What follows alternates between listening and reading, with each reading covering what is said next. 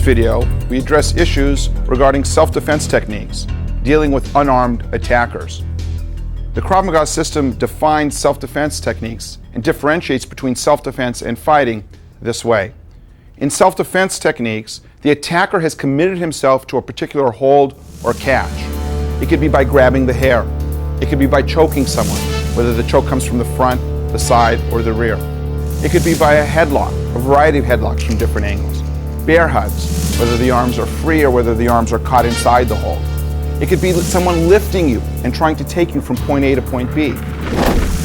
These various attacks, including self-defense techniques that occur when you're down on the ground, comprise the Krav Maga self-defense system. How did this system develop is the important thing.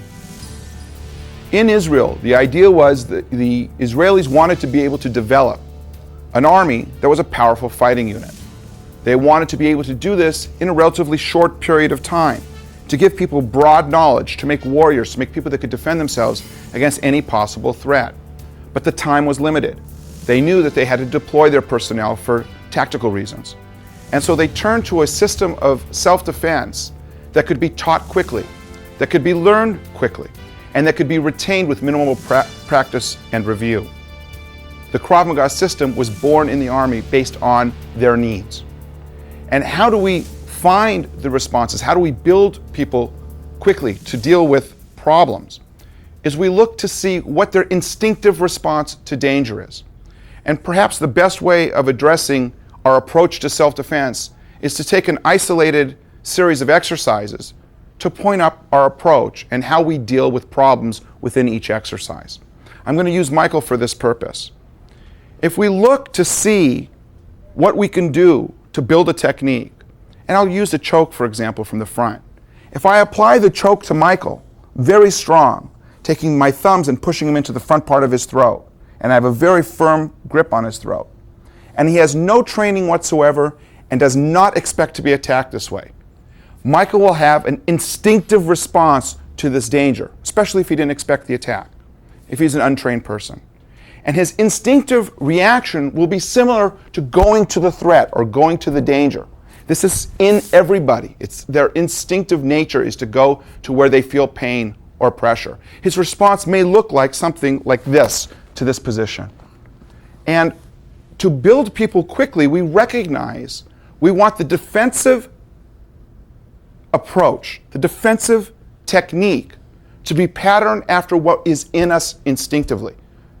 And so what we try to do is build the self-defense technique based on this instinctive reaction, so to speak. Why do we do that? Well, because we end up building what we consider to be a natural response. If it's already in you, it takes less repetition to learn it. Also, if it's already in you, it takes less follow-up training so that it stays with you. And certainly the most important characteristic for us is that under the stress of a real life attack, when someone is trying to break you or hurt you or even kill you, that which is instinctive inside you flies from you. If you learn something that is far away from your instinctive response, most likely you will shut down or freeze in a time of need. So taking this particular example of the choke, what do we do with the instinctive response of going to the hands? We build the self-defense technique after that first movement. So now that I make this attack on Michael, how do we take that pattern of movement and put it into an exercise or a technique? This way. From this position, I'm catching the same way. From here, Michael makes a movement that has the same initial components as the instinctive response. But we call this a plucking defensive principle, where we are raking or plucking the hands away from the throat. Why? First of all, we look to see in every situation, what is the danger? In this particular circumstance, the danger on Michael's throat were my hands pressing into the throat. We knew that there was an instinctive response to this danger, and we knew, by the way, that we had to deal with the danger first, because permanent damage or injury can be inflicted in mere seconds. So that our approach first is to eliminate the danger using the technique that's closest to our instinct. Michael did that with his plucking response. But that's not good enough for us.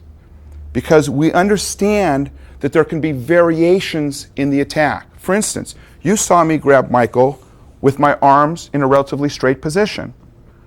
We build this defensive principle, plucking, based on the idea that it cannot be defeated. The defense itself cannot be defeated by variations in the attack. So you saw me attack Michael with straight arms. We understand that people sometimes will attack us with bent arms. And it would not make sense for us to have one technique for straight arms and one technique for bent arms. Because by the time you figure out as a defender, hey, are the arms straight, are the arms bent, you're thinking too much and you're not reacting. So we pick the principle, this plucking principle, that applies to the most scenarios, the most variations, and we test it. Will this plucking principle work when the arms are bent? From this position, I'm attacking, and from here we see that this plucking principle works when there's a variation in the given attack. But that's not enough for us. We want to see, wait a minute, the attack doesn't always come from the front. Maybe a more clever attacker comes from behind. And now when I'm attacking Michael from this position, the danger is not the thumb, or the thumbs on his throat, but my fingers pressing the front of his throat. And from this position, his instinctive response will be to grab, but the plucking defense comes from that instinctive response. So the exercise works, this plucking principle works from behind. But that isn't good enough. We want to make sure that we have a defense 360 degrees around us, from any angle, from any position. Does this plucking principle work if the attack comes from the side? From this position, I'm grabbing Michael now from this side position, and from here, he's making the same type of plucking principle defense based on what his instinctive response would be. So the defensive maneuver, we take a look and we see what is our instinctive response to the given hold or catch. How do we eliminate it in the shortest, fastest way using a natural reaction, a defense built from a natural reaction. The next issue we want to address in examining the approach to self-defense in the Krav Maga system is the issue of not just dealing with the most immediate danger in a given attack, but dealing with all potential danger. For instance, using the same example of choke from the front, if Michael were to defend himself by just making this plucking motion from here, maybe now he has a different fight on his hands. So the idea is wait a minute, is it possible for us as early in time as we can to deliver a injury-causing or a powerful counterattack that will at least stop any future or potential danger that lies next in the order of sequence, so that we know something about the person who is attacking us with a choke. We know that that person, the attacker, must also have balance. We know that that person will be standing with his legs at least as wide as his shoulders, or their shoulders, I should say. So from this position, we know that no one comes to attack you with a choke standing in front of you like this, from here, hiding themselves in the groin area or their feet close together, because this would be a very weak position. They must have a base, a foundation from which to function. So knowing that, we decide early on, well, wait a minute, if we're going to make a defensive movement from here, a plucking action, we are going to make a simultaneous counterattack.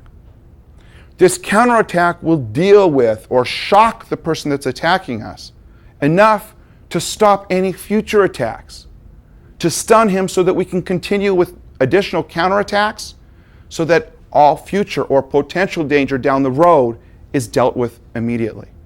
So we combine the self-defense movement with an immediate counterattack. So the technique grows.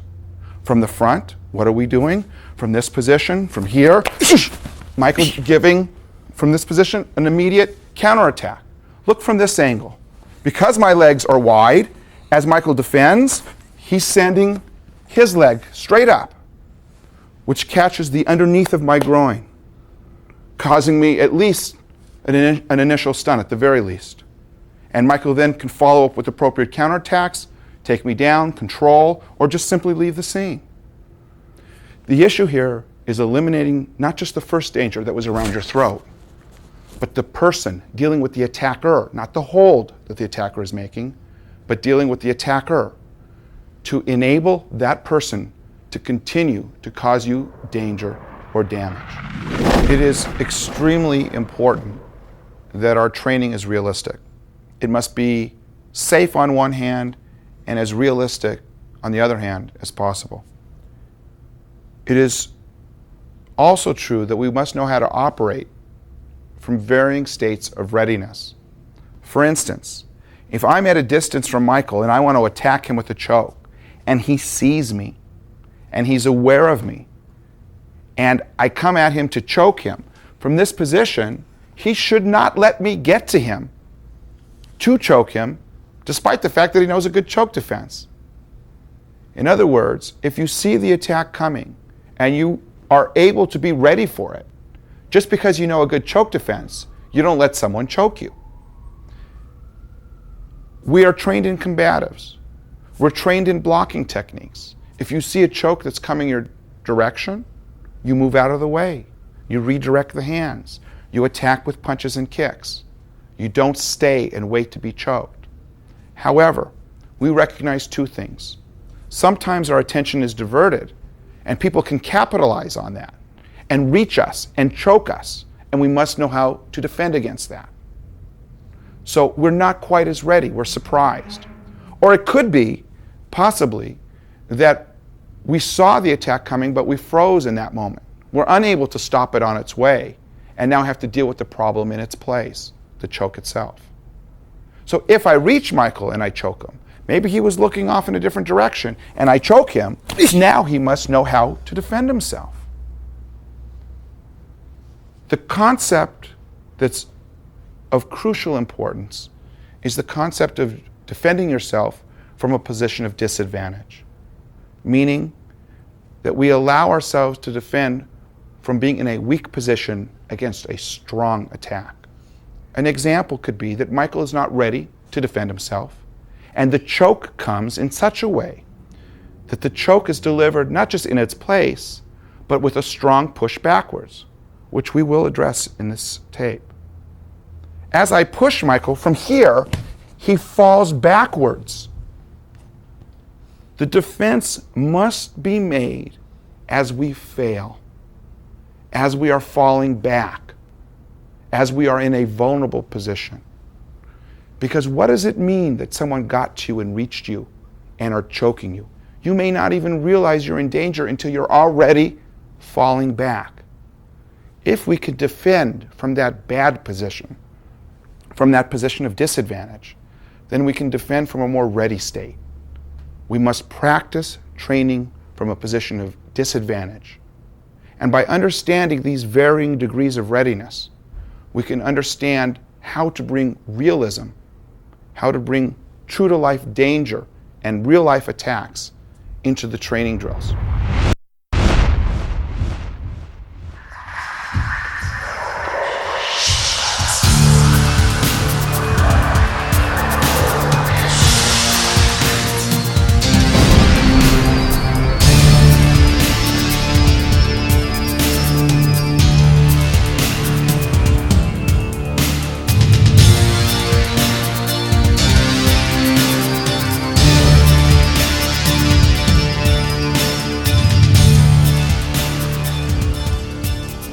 The defensive exercise that we're going to present now deals with an attacker that is going to choke the defender.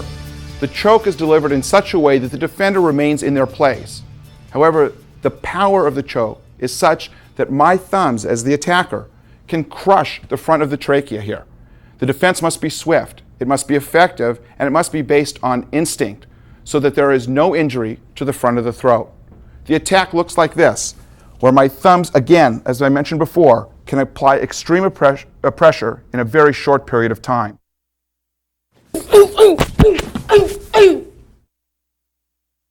John has entered the scene to apply this frontal choke to Marnie. As he's applying the choke, you can see that there's pressure being applied to the front of Marnie's throat. This pressure is the pressure that can crush the front of her trachea. Marnie is making a plucking instinctive response to this danger, freeing the front part of her choke. As she is doing that, she's delivering a knee or a kick to the groin area of John because it's open. It's a target area that's available. She follows up with further strikes, palm strikes to the face, further knee strikes, and a possible elbow strike to the back of the head or the neck. At this point in time, she's free to leave the scene because she's safe to do so. In this view, we can see the choke applied to the front of Marnie's throat. The thumbs are applying pressure to Marnie's throat. She must act quickly with this plucking response. She's plucking at the hands of the attacker.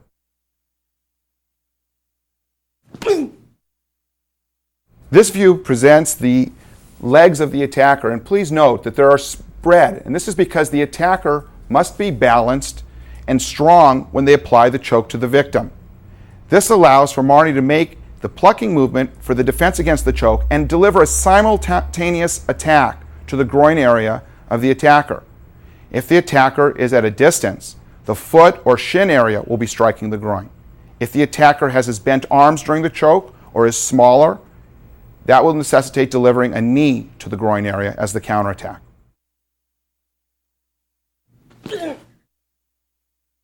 When the attacker is close, the knee will be delivered as the counterattack.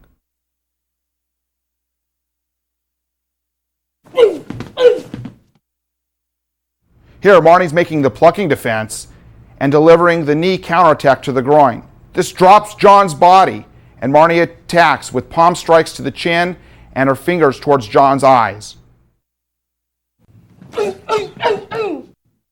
Again, Marnie's defending the choke, plucking, delivering a knee, following up with counterattacks, and again, another knee is possible here. Because a knee is delivered to the groin, John has dropped as far as his height and his weight is concerned. This presents a valuable target to Marnie towards the back of John's head or his neck. She's hitting with elbow strikes to the back of the head or neck if John is close. If John happened to drop at a further distance, downward hammer fist punches would be appropriate. And at this point, Marnie is free to leave the scene. Now we're going to present this exercise to you in real speed, in real time.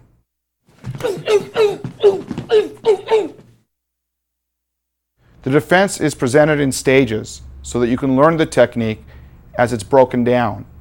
The pluck is stage 1 and can be repeated over and over again until you learn it.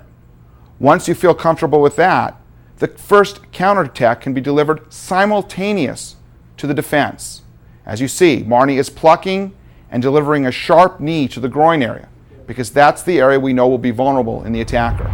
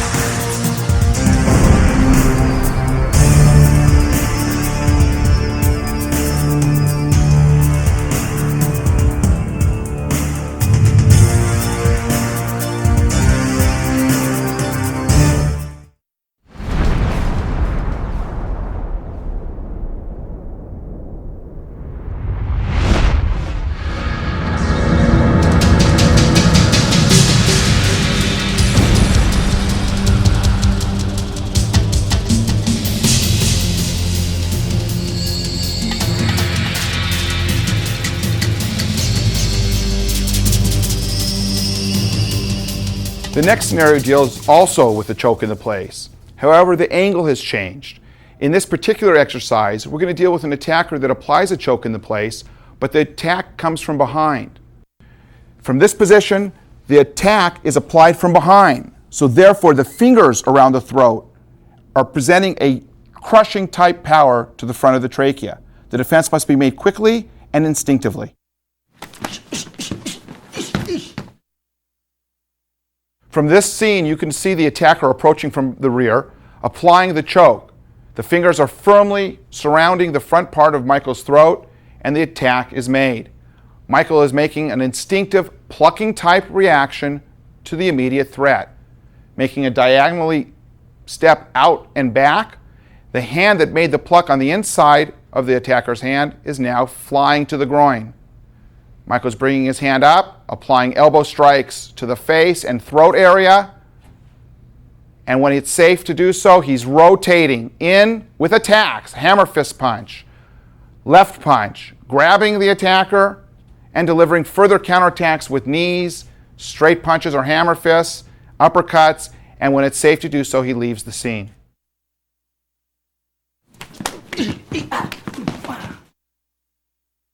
For instructional purposes, we'll break down the exercise. Michael is standing facing the camera. In this case, the attack comes and he's being choked. He'll immediately respond with an instinctive type defense, the plucking defense, to free the choke around his throat. As he is doing that, and as you see him repeat the exercise, he will be stepping out and diagonally back. Of course, this exercise could be performed going to Michael's right. In this case, he simply is demonstrating it going to his left. That's stage one. Again, with a repetition of stage one, Michael is plucking, he stepped diagonally back. Michael's right arm will continue now for stage two, which is a strike to the attacker's groin area.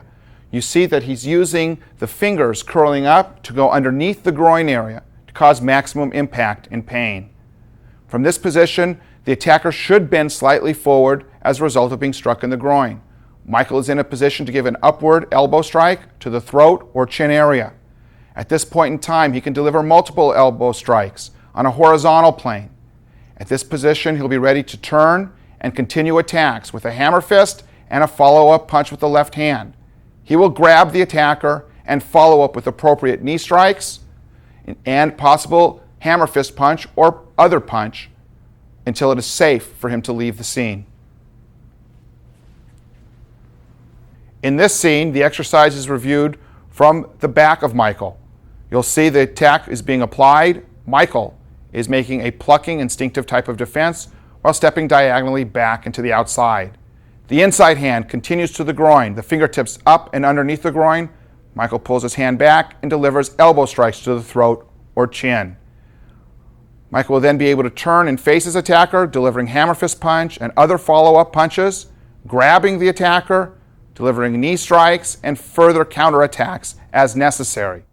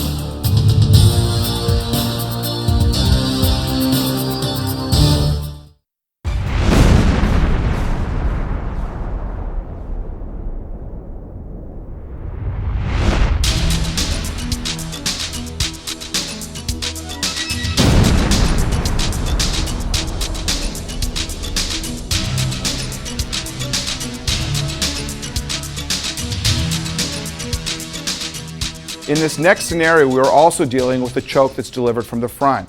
The attacker is applying a very strong choke to the front of the throat.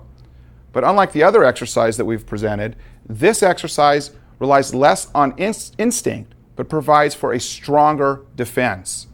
In this position, I'm attacking Marnie, again from the front. My hands are firmly around her throat, and my thumbs are pressing on the trachea. Marnie's going to make a rotational defense, causing a lock on my wrist. She's going to clear the hands and follow up with counterattacks.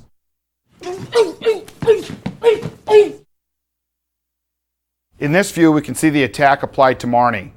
The hands are around her throat. Marnie quickly steps back and is making a rotational move to free the hands, dropping her elbow to clear the hands from her throat, attacking immediately with elbows to the throat or the chin, catching the attacker and delivering knees or kicks to vulnerable areas such as the groin. She can follow up with additional hand attacks if needed, or elbows. Here she's free to leave the scene. In this view, you can see the choke firmly applied to Marnie's throat. The defensive action will include Marnie bursting backwards quickly, raising her arm and rotating her body. The inside of her arm stays close to her head and ear area. This allows the defense to clear the attack at the wrist or back of the hands. Once this is accomplished, Marnie will drop her elbow to clear the hands from her face area, following up with counterattacks such as a quick elbow to the chin or throat. When the head moves further back, Marnie will apply hammer fist punches to the neck, grabbing the attacker and delivering sharp knee strikes to the groin area. When it's safe to do so, she will flee the scene. To break the exercise down for learning purposes, you'll see the exercise in its various stages. The first stage is the choke is applied to Marnie's throat. Immediately, Marnie is going to step back and raise the opposite hand. She's stepping back on her left leg and raising her right hand. This will allow her to rotate. If you notice, when she steps back, she's maintaining at least a shoulder distance spread between the legs. This allows her body to rotate and cross the plane of the attack. Also notice her arm. Her arm stays with the bicep close to the ear, so it'll cross the attacker's hands at the back of his wrist or hands. This is stage one. Once she goes back into stage one, stage two is then applied. You notice Marnie's hand is raised. That hand will drop to clear the attacker's hands. If possible, Marnie will use her other hand to trap the attacker's hands on her chest. This will, so to speak, make handcuffs, which will not allow the attacker to remove his hands from Marnie's area. If he pulls on the hands, it'll bring Marnie in, and Marnie will come into the attacker with many elbows, hammer fist strikes, and follow up with the last stage, grabbing the attacker and delivering sharp knees to the groin area. Stage one, arm raise in the rotation. Stage two, clear the hands and trap the hands. Stage three, elbow strikes. Stage four, hammer fist punches. The last stage, grab the attacker and deliver knee strikes. When it's free and it's safe, leave the scene.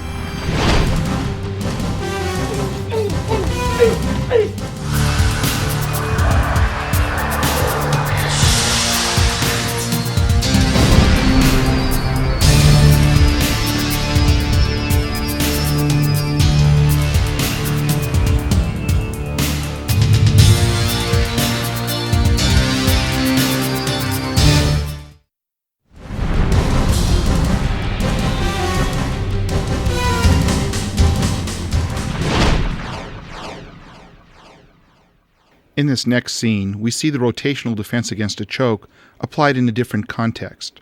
Chokes do not always occur while you're standing in your place. The choker can be pushing you backwards, and if this occurs, your weight will be back, our arms up from having fallen backwards, and in a position unable to make a plucking type of defense. Our choice is to make the rotational defense. The rotational defense will clear the hands from the throat without a plucking motion. The hands are then cleared, counterattacks can follow, and then once it's safe to do so, the defender can leave the scene.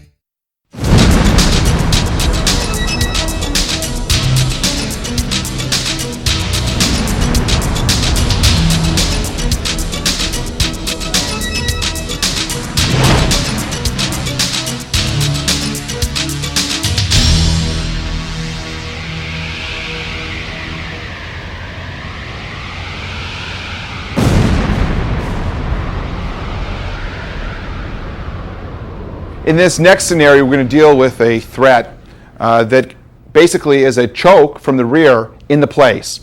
In this particular defense, however, we are not doing an instinctive reaction like a plucking defense. The defender accomplishes the defense by making a quick rotation of the body, freeing the hands that are around his neck, and continuing with various attacks. The reason for this variation is that there may be a tactical reason why the defender wants to change his relationship in position to the attacker. And second of all, this type of turning or rotational defense does give the defender more power. The attack will be applied, and as usual, I will be applying the pressure to the front of Michael's throat. In this case, because the choke comes from the rear, my fingers will be applying pressure to the front of Michael's throat.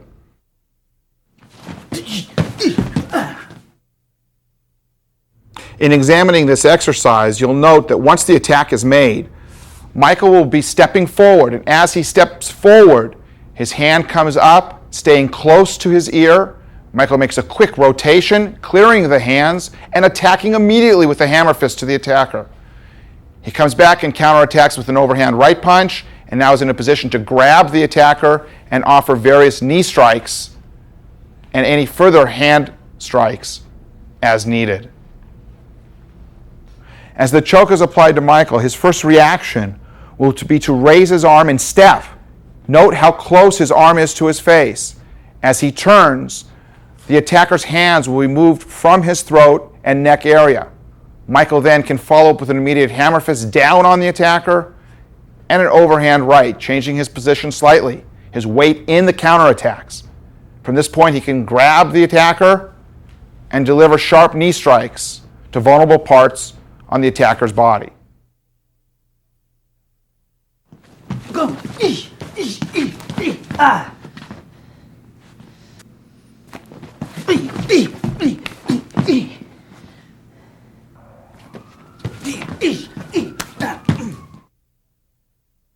Here, Rex, the attacker, applies the choke to Michael's throat.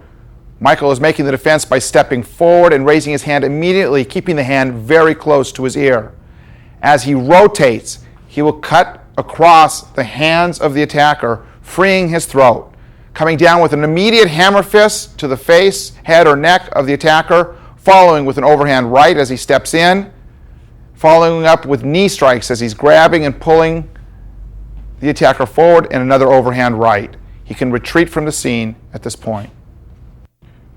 In order to learn the exercise, Michael's going to break down the technique in its logical steps. First of all, we assume that the attack has been placed around Michael's throat.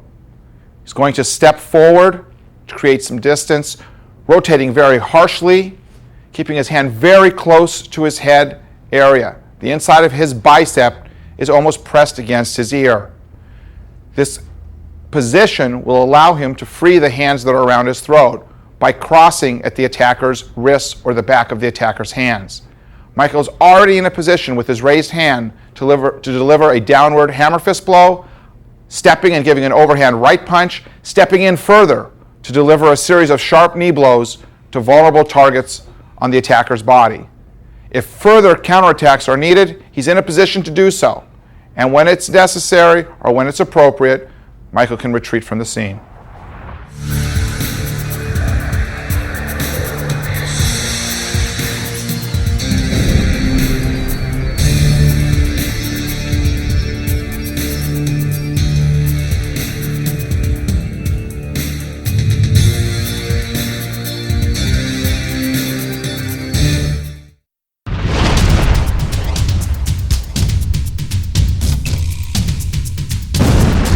Here we present a variation on the rotational defense for a choke that occurs from behind. Here the attacker is pushing the defender forward. The same defense is applied and the same counterattacks follow. Ish! Ish! Ish!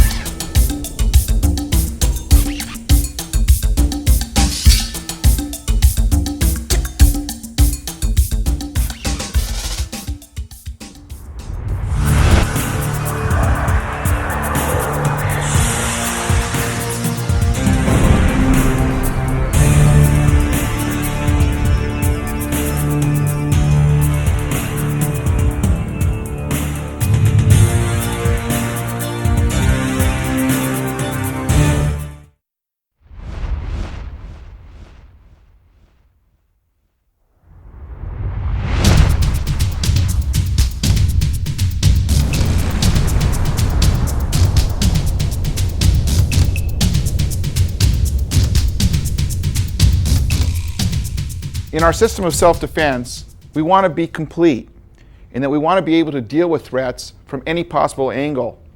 For instance, in choke, we have defenses that deal with the choke, whether the choke occurs from the rear, from in front, or from the side, or any angle in between. We also deal with situations where the attacker may be pulling the defender, where the attacker may be delivering the choke into place, or the attacker may be driving through the defender with some type of push or shove. We also know from experience that chokes can occur on the ground. For instance, if someone is attacked while they're lying on a bed, they're in a prone position. And many standing fights end up on the ground. I'm going to attack Marnie and take her to the ground, and she's going to be making a defense against a choke that's delivered from a side position to her body.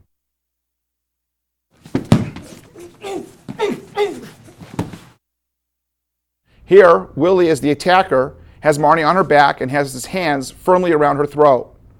Marnie's first defensive position or movement will be to pluck with her outside hand against Willie's right hand, freeing that part of her throat. She will at the exact same time deliver a strike to the throat area, which is sensitive, causing Willie to back up. At that point, her inside leg, in a folded position, comes up and the knee is placed in the center of Willie's chest, pushing him back, which creates enough room for Marnie's outside leg to deliver counterattacks, kicks, pushing him away. Marnie can get up and apply further kicks and then leave the scene when it's safe. For learning purposes, we'll break down the exercise into its logical stages. The attack is made. Willie's weight is on the throat of the defender. The defender, Marnie, will simultaneously pluck with her outside hand, freeing part of the throat, and with her inside hand, deliver a strike to the throat of Willie just above the collarbone. This area is a sensitive area. There's almost like a hole there that receives the strike Marnie is giving. The natural reaction is for Willie to retreat. This calls for stage 2.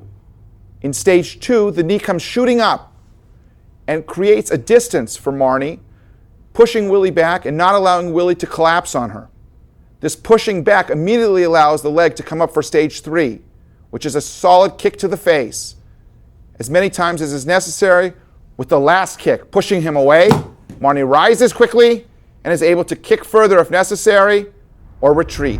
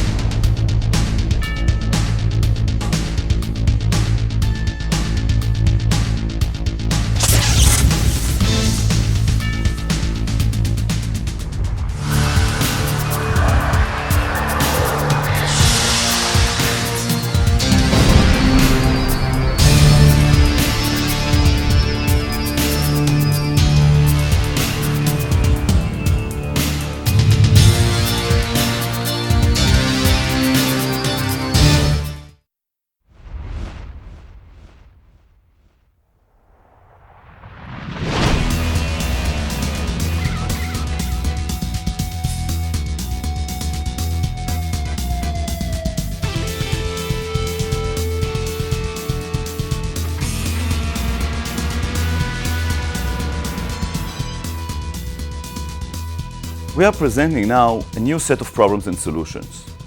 It is the defenses against headlocks. The headlock can be either a choke or just a strong pressure to the neck. The first one that we will deal with is headlock from the side. The attacker is approaching you from behind or from the side. He is grabbing your neck area this way. Here, he can cause some kind of damage and pressure, especially if he's very strong, to your neck. He can also punch your face, and he can even take you to the ground. Here, maybe continue. When you are already in this type of hold, when the attacker already grabbed you, then what is left is, of course, to make the release effectively.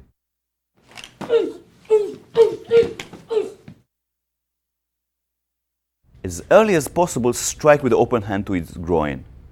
With the other hand, simultaneously, you reach between your heads and grab a sensitive and vulnerable point. You then push this point diagonally upwards and then sharply down, placing the attacker in a vulnerable position. as needed, counterattack more with a punch. When the opponent is going down, strike him again. And then, as needed, counterattack again and remove yourself from the danger zone.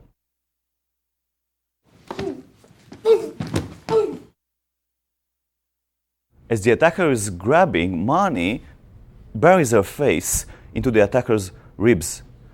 Thus, she is presenting a non-verbal target to the punch if he manages to deliver one.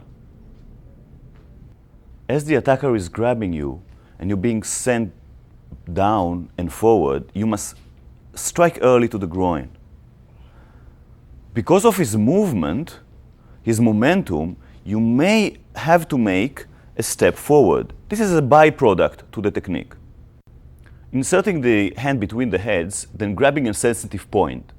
It can be under the nose, the first point, without inserting your fingers to his mouth. The second point can be the eyes. The purpose of this point pressure is to bring his chin up and then send him down. The last option is to grab the front of the hair, strongly pull backwards and then down. As you press the opponent backwards and down, he is in a vulnerable position. Then you attack as needed, either with a hammer punch or with a straight punch, sending him down.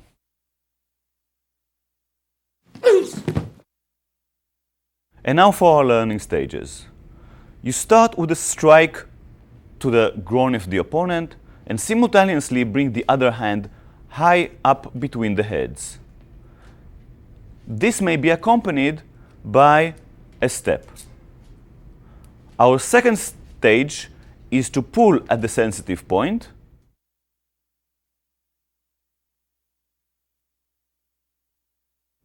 And then we finish with counter-attacking.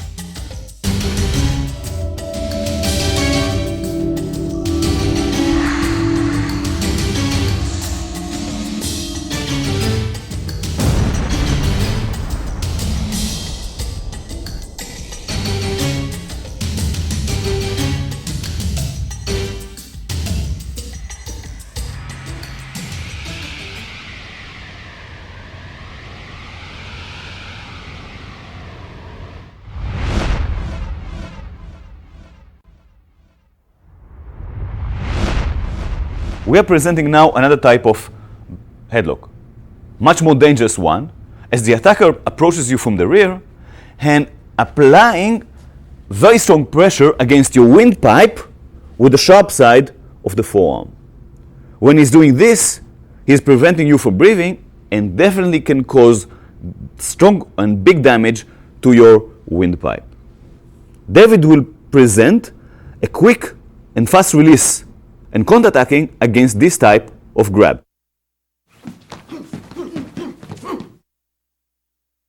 As the attacker approaches and grabs you from behind in an armbar type of attack, simultaneously you send both hands and turn with your head, grabbing his hands, pulling them to your chest.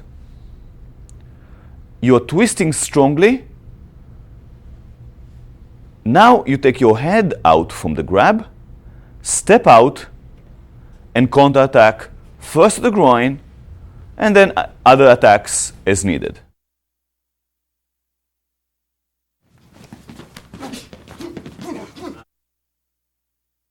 As the attacker approaches from the rear and grabs your neck, send your hand backwards and simultaneously turn as early as possible with the hook-like position of the palms, grab his hands and pull them.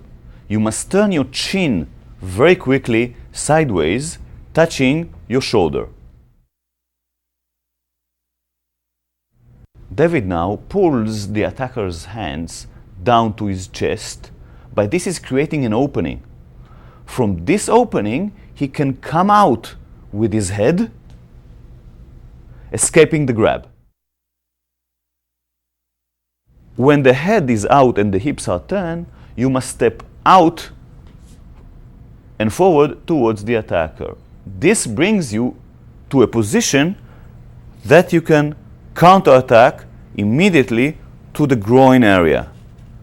Then you continue with other counterattacks as needed and move from the danger zone.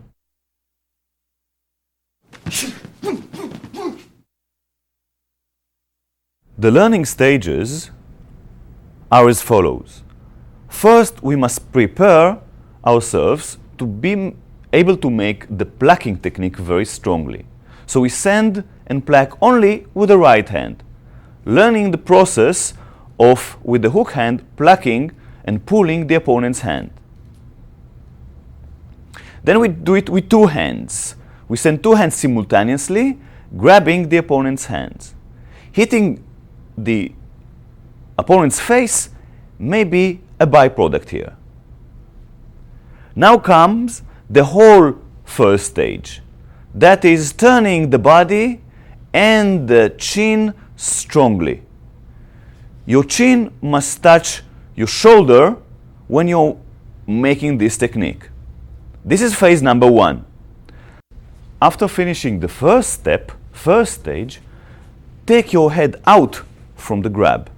This is easy to be made as your chin is turned and the head will slide easily out from the grab. You step towards the attacker and then start counterattacking. Start with a knee and finish up with other counterattacks as needed.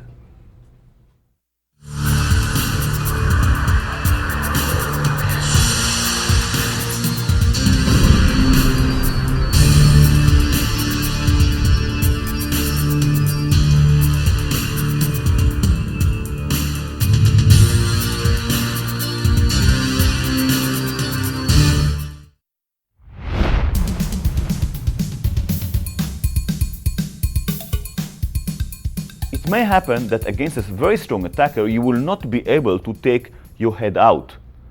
But where are we now? We are in a position like headlock from the side. So what is left is to make a release like we've learned before.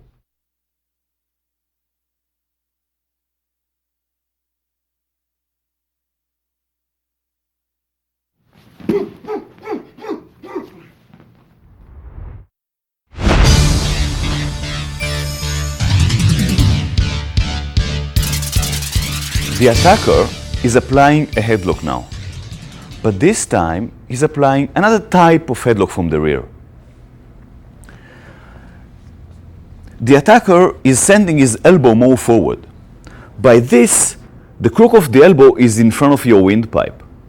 When the opponent is now choking, and it can be done this way with the hands, where the left is over the right, or the opposite, where the right is over the left. When the attacker is choking you now, what happens?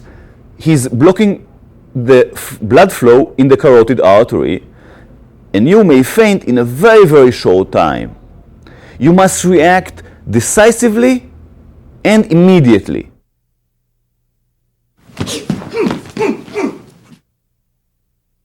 As the attacker attacks, send your hands backwards, and only one hand, one palm can grab with the hook-like the area of his hands. The other hand must join as early as possible, pulling at the forearm. You cannot turn early. You can turn only after you start pulling and removing the forearm from your neck.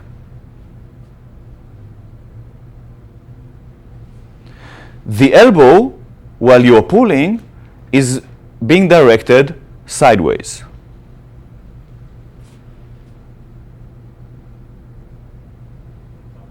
Pull while the elbow is sideways. Now we continue exactly as before in the previous exercise. We get out, counterattack, and move away.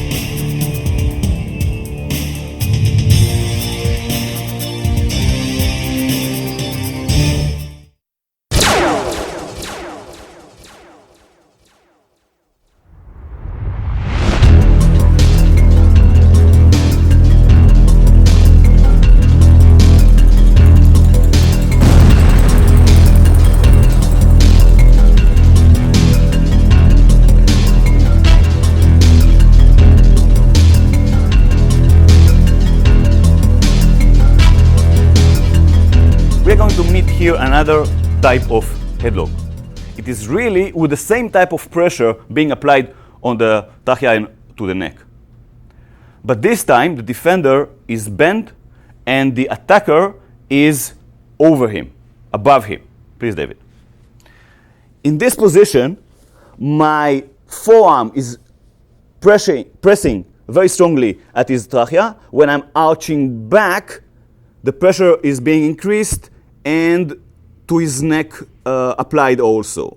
David has to respond very quickly with relieving of the pressure and counterattacks and get out from this problem.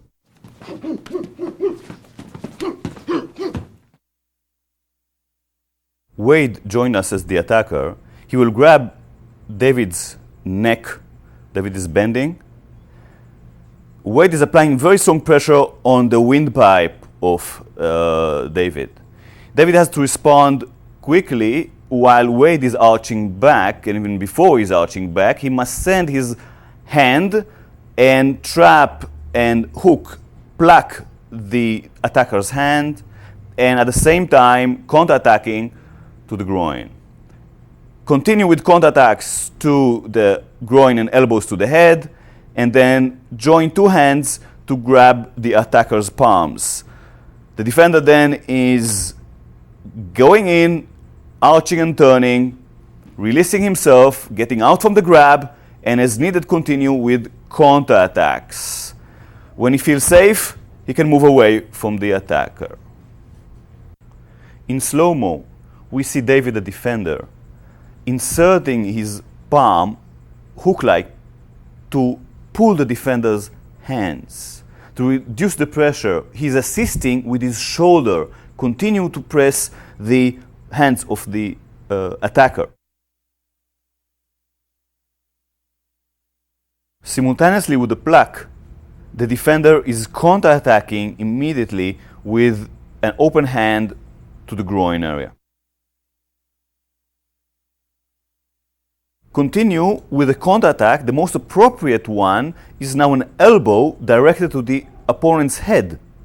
Then repeat the counterattacks to the groin and to the head.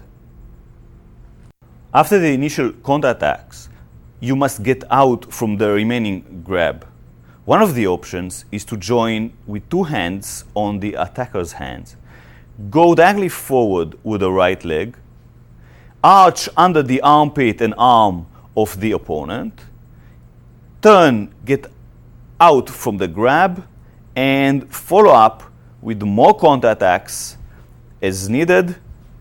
When you feel safe, get out from the danger zone. We will show now another option of getting out from the grab. Turn your head sideways. At the same time, bring your hand to the hollow between the collarbones of your opponent.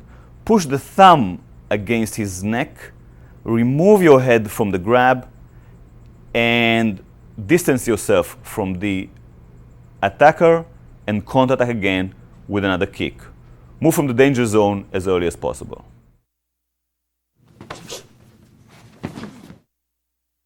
For learning purposes, we will show now the stages of the technique.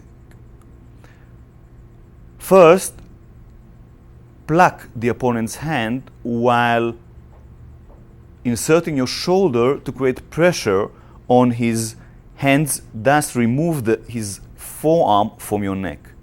Simultaneously, you attack to the groin. You continue then with counter-attacks to the head with elbow and to the groin with the palm.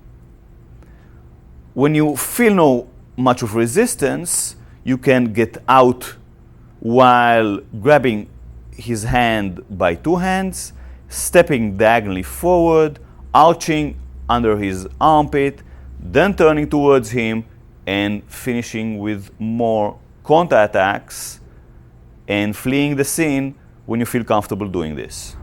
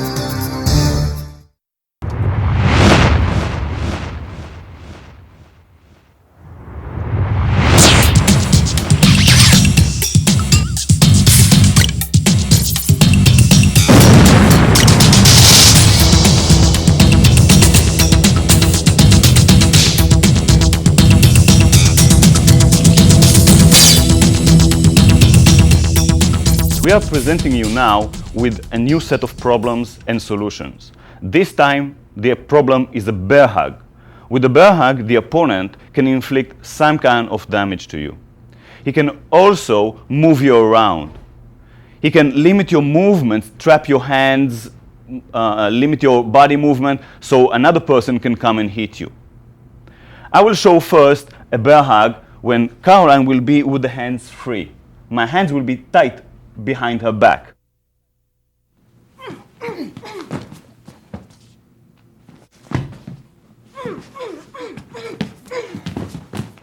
As early as possible, Caroline will bring her hands to the attacker's face and push her thumbs to his eyes.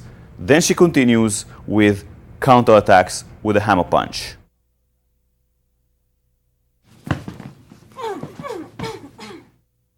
Caroline finishes with an elbow strike to the head and a knee kick to the face. And now for our learning stages. The first stage is creating distance, leaning backwards and bringing the palms to the sides of the face of the opponent. This is done, and then the next stage will be to push strongly with the thumbs against his eyes. After fulfilling this stage, the defender should counterattack starting with hammer punches, and then finishing as needed, for example, elbow strikes and knee kicks.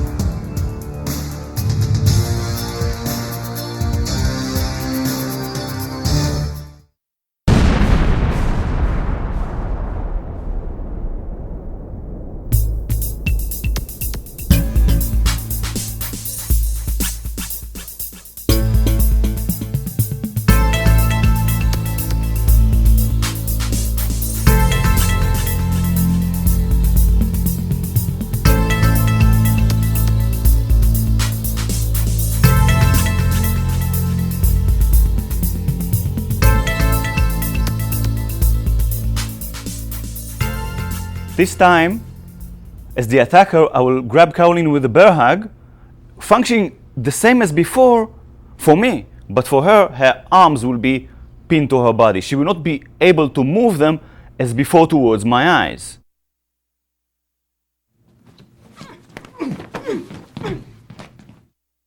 As Caroline finds herself in a bear hug, her hands are pinned to her body. She pushes her buttocks backwards, sliding her palms parallel to her body, and then pushes like an arrow forward, and then curling the fingers, hitting the opponent's groin. From here, she moves to his shoulder blades, grabbing him and giving him knee kicks to the groin. She then finishes with taking her elbow out from the grab and using it to strike.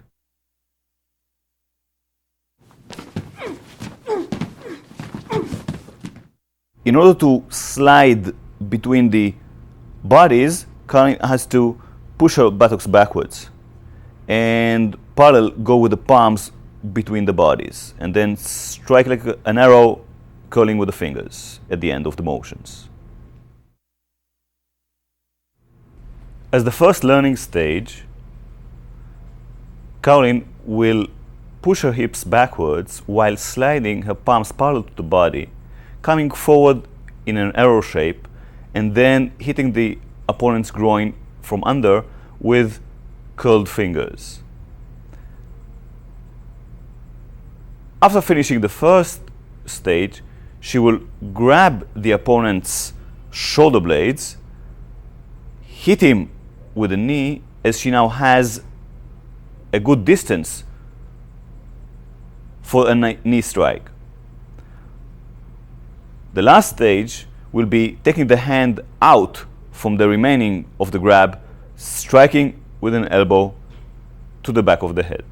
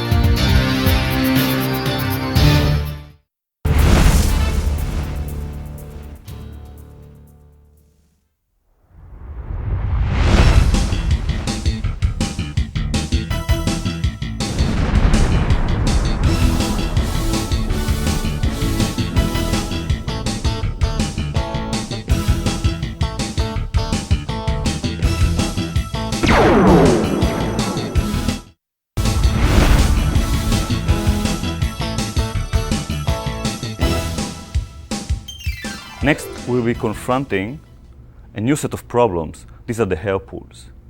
The opponent grabs your hair and then he's pulling you. He's pulling you towards him, or maybe he's pulling you directly down in order to give you a knee kick or maybe a punch. He's inserting, Caroline please, he's inserting his fingers through your hair and then he's pulling you.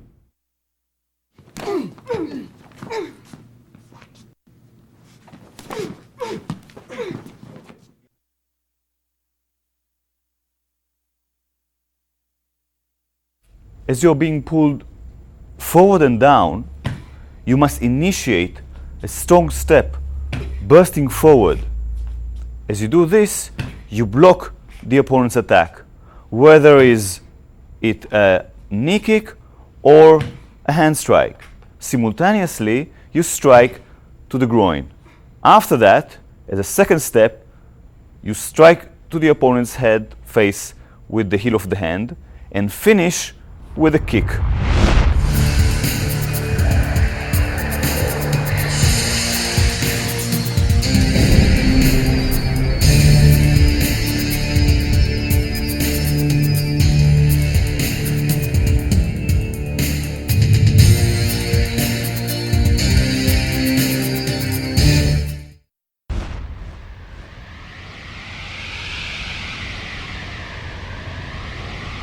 Again, the attacker grabs your hair and pulls you. But this time, he's smarter, he's approaching you from behind. He's inserting his fingers through your hair, pulls you back. What you have to do is to deal with him and the other problems that he's presenting. That you have to turn as early as possible.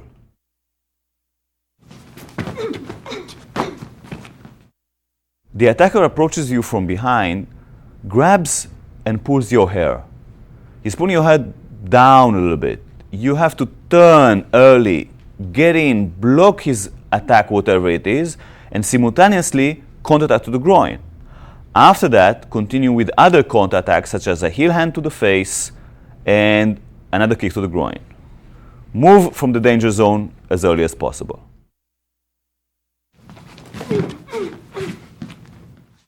And for our learning stages, start by leaning backwards and then turning, blocking as early as possible with the forearm and counterattacking. Feel as if you are being pulled and turn and send the hand to block whatever attack is being sent towards you. After you finish your first stage of moving in and counterattacking, continue with other appropriate counterattacks.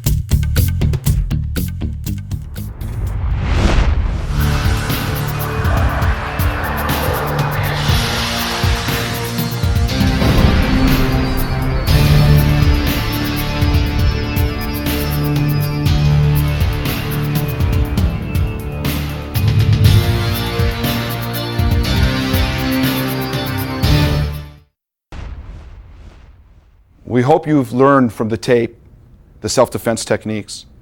We're certain that these type of self-defense techniques present real issues, real problems, and solutions to these problems. Our feedback from people who have used this in the field, law enforcement personnel, have indicated that we are reaching success with these self-defense techniques. We want you to remember a couple of things. One, if you can avoid danger, do so before the problem presents itself. You should be aware of your surroundings. You must be able to conduct yourself in your environment so that you avoid the attack before it occurs. And if you can talk your way out of a problem, do it. But if someone leaves us no choice, we must perform technically in a correct manner. We must be aggressive. Nobody has the right to harm you or a loved one or a friend. You must be able to perform these self-defense techniques so that you can lead a safer, more confident life.